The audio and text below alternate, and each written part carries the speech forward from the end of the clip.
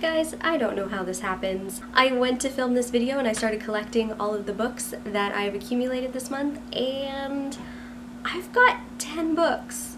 Hey book lovers, Kayla here. Welcome back to the Enchanted library, and yeah, this is a book haul. Book number 1 was brought to my attention at the April Frenzy Presents from HarperCollins Canada that I attended. It's The Diminished, and that is by Kaitlyn Sage Patterson. And this is a YA fantasy book, and it follows the lives of Vi and Beau. Now, the thing about The Diminished is that you either are a single born or you're born with a twin. And then, if your twin dies, you become titled The Diminished. And that basically means that you're not set to survive for long because the heartbreak and the loss is too much for you to have lost your twin, so nobody really wants to be around a Diminished. But the single-borns, they are actually vying in line for the throne. So Beau, the single-born, is next in line for the throne, and Vi is a Diminished. And she is a servant, basically, and she's going to be living out her life as a servant until some events arise that bring the two together, because there's an untold secret in this land that's just going to bring them on this epic adventure together. The next book is also one that came from HarperCollins, and this is one that I was hoping to get an ARC of, but I was a little too late to ask for it. But then I picked it up when I saw it on the shelves, and that is What Should Be Wild by Julia Fine. Now this one is sort of described as fairy tale-esque. I have not started it yet, but it follows a character named Maisie, and she has never known the touch of a human. From the moment that she was born, anytime that she touches people, they die. And her father is the only one left to provide for her because her mother died giving birth. So her father, instead of really doting on her, it's more like she is a scientific experiment, and then her father ends up going missing. So what surrounds the town that Maisie lives in is the woods. It is legend that any female member of her family that ventures into the woods never comes out again. So when her father goes missing, Maisie has to venture out into the woods to find him, and the longer that she's there, the more she feels like the woods is her home. So this is going to be a story that I feel like is going to be, like they say, a bit fairy tale-esque, but I'm very interested to figure out what exactly is going on in the woods and why Maisie has these powers and how everything is going to come together. So I'm very excited to read this one. The next book that I got this month is from my Owl Crate box, and the theme for the month was Fight Like a Girl. So if you want to see me unbox everything, I'll put a little card above me so you can go to that video. It's my first ever Owl Crate, so I was really excited to receive it, and I had an inkling of the book that would be in it, and I was so happy when I was right, because it was Sky in the Deep by Adrienne Young. And this book has had so much buzz about it, and I understand why. I read this the night that I got it, I think it was, and I couldn't put it down. Like, I didn't go to bed until I finished this book. It was so good. I don't think I've read anything like this before. And the female character, like the lead, she is so badass. I don't think, again, I've read a character like her before. So I was very excited to read this book. I highly, highly recommend it. I'm going to talk more about it in my May wrap-up as well. But in here too, because it was an Owl Crate exclusive, we have a letter from the author, so I just am keeping that in here because I don't want that to get lost. And then this is also the Owl Crate exclusive cover, which the original cover has gold highlighting on her face and on the axe here, as well as on the words, I believe, but this one is far more silver, which I love a lot more. It is a Viking story. That's right, it's a Viking story, so it is brutal.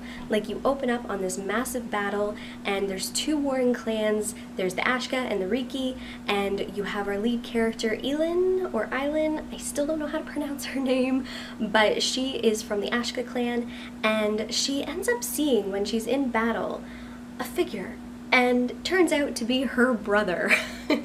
But the twist is, he is fighting for the opposite side, but the even bigger twist is, she saw him die 5 years ago. So there's a lot of mystery and questions about that, and she does end up going to investigate. So while their two clans are at war, she's kind of sneaking into enemy territory, trying to figure out what exactly is going on with her brother, while there's also this separate clan who is basically an adversary for both the Riki and the Ashka, and the two clans need to sort of come together in order to defeat this other clan.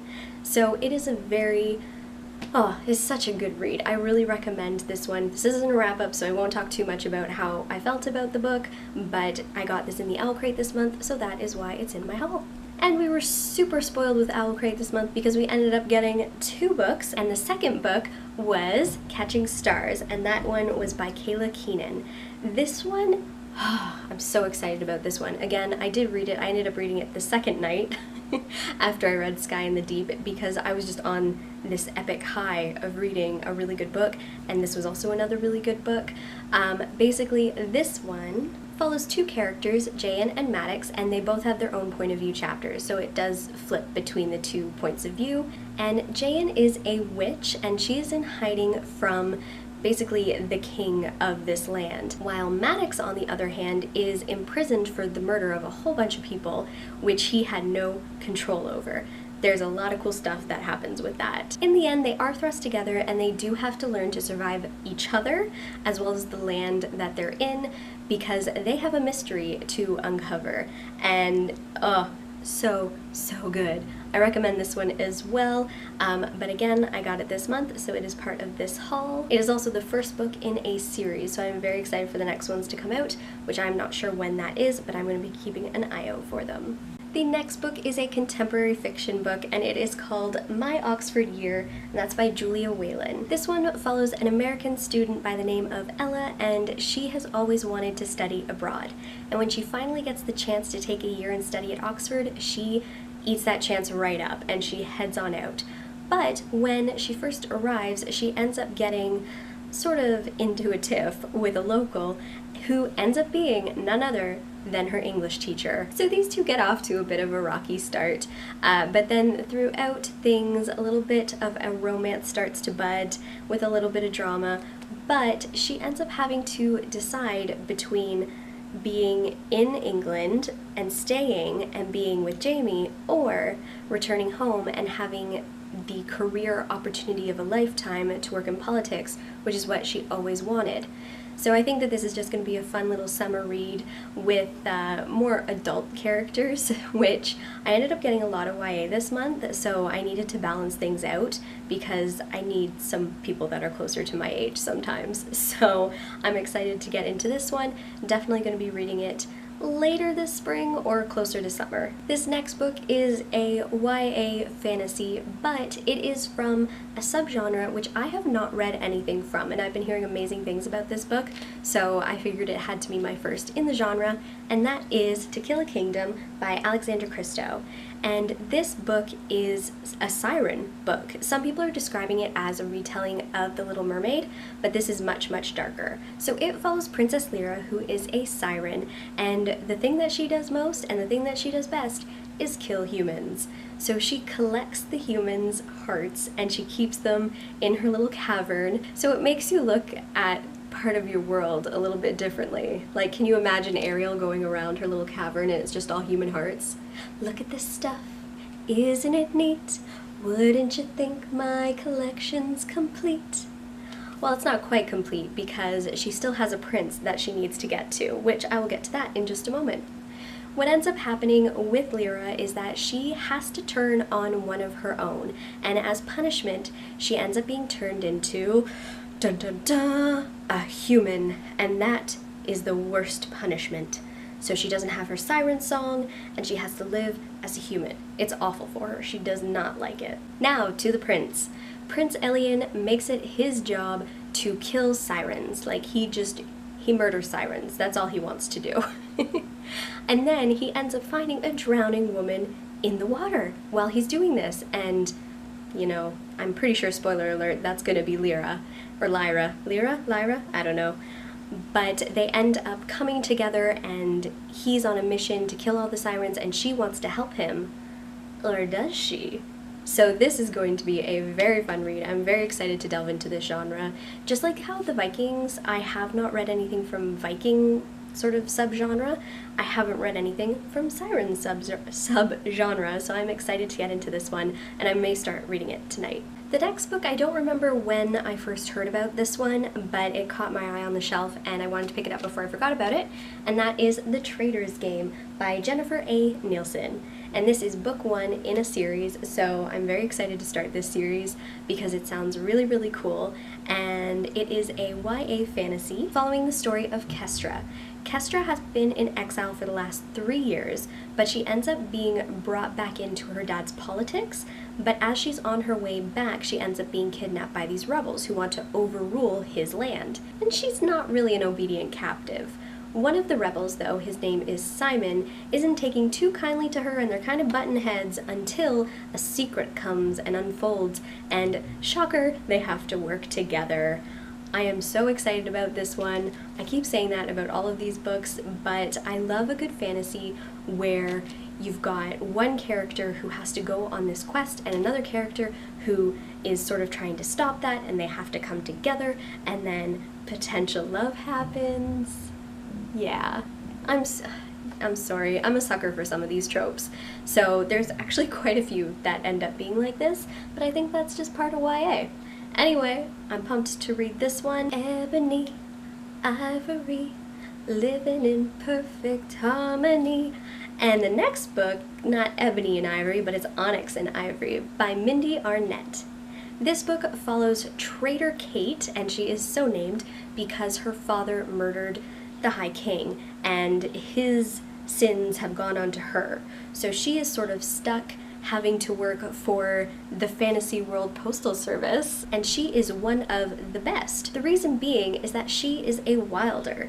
So while everybody else who works in this postal service are scared of these creatures called night drakes who appear at night and start murdering people, she can talk to them and is able to do her job a little bit easier. Things are going pretty smoothly until one day during the day, on one of her deliveries, she finds a cart that has been attacked by night drakes, and the only survivor is the prince, who coincidentally was her first love. So Kate and Corwin have to come together and find a way to defeat these night drakes and to stop them from attacking in the daylight, because they're getting trickier. Considering they used to just attack at night and now it's happening during the day, that can't happen in the kingdom. And because she is a welder and can sort of communicate with them, the prince needs her help. So it's going to be very uncomfortable for them for a little while, and hopefully things get better for them and that their romance kindles anew.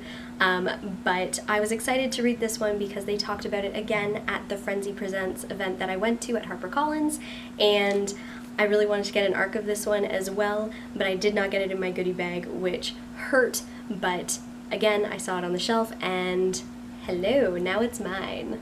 So I had made a plan to do a big shop at Chapters the other day, and I posted it onto Twitter for anybody who had any recommendations. And Chapters themselves ended up recommending quite a few, which I was very excited about. Some of them I need to put off a little bit, but one of them caught my eye because I've heard a lot of people talking about it, and that is Ash Princess by Laura Sebastian. So the princess in question is named Theodosa, and then at the age of 6, her kingdom was attacked and her mother was killed. Since that time, she has been enslaved to the Kaiser, and she has been abused and tormented for 10 years. One night, the Kaiser forces her to do the unthinkable. She's got blood on her hands, and that is enough for her. She needs to put an end to this tyranny, and she's taking it upon herself to do so. She's got a powerful mind, and that is all she needs. And the last book I had to get because I was needing more Vikingness in my life, and so I picked up Beyond a Darkened Shore by Jessica Leake. This follows Sierra, and she is the princess of one clan, and she ends up having these odd visions. And she's trying to tell her clansmen about them, and they're dismissing it as superstition or witchcraft or what have you. And she can't get these visions out of her head. She can't let them go. And then she comes across Leaf, who is from an adversary clan, and it turns out he's having these same visions. So they are coming together to figure out why they're having these visions, what they mean, and how they're going to protect their clans. So yeah, I'm loving the Viking thing right now. Like I said, after Sky in the Deep, I need more Viking in my life, and this is another one that is going to be pretty close to the top of my TBR. Be sure to let me know in the comments below if you have read any of these books or if any of them are on your TBR, or which order I should read them. Like if there's one in there that's really, really good or that you really, really want me to read, let me know and I can sort of bump it up closer to the top of my TBR. I do have a lot to read, but I think I'm going to be getting to these books before necessarily I get to what's on my TBR shelf right now, which is awful, I know, but I'm really excited about these books. For a good chunk of those, I just picked them up 2 days ago, and when I was at the checkout, the girls at the register were super excited. Like they were really happy with the purchases that I was making, so I felt really good about it. But please be sure to like this video and share it with your friends, subscribe to my channel for more videos, and hit that bell icon as well because I do post bonus videos from time to time. So if you want to make sure that you know when I post videos, because also the YouTube algorithm is making them not chronological anymore, just be sure to hit that bell icon and it'll help you out. And until next time, keep reading.